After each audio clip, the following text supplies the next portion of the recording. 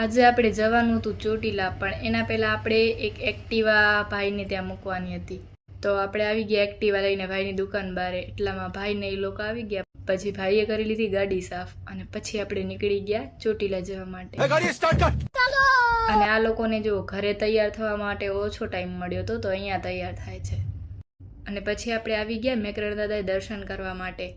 સવારની આરતી ચાલુ હતી એટલે આરતી લઈ અને પછી આપણે નીકળી ગયા ચોટીલા જવા માટે. અને અહીંયા જુઓ વચ્ચે કેટલી બધી ટ્રાફિક છે. તમારે ક્યાંય પણ બહાર જવાનું હોય ને તો કલાક અડધો કલાક વહેલા નીકળવાનું. આપ કહાં થે જ્ઞાની બાબા? પછી આપણે પહોંચી ગયા ચોટીલા. સરસ મજાનું ડુંગર છેટેથી જોયું. ગાડી પાર્ક કરીને પછી આપણે આવી ગયા ડુંગર ચડવા માટે. પછી ચામુંડમાના દર્શન કરીને પછી ફટાફટ આવી ગયા નીચે.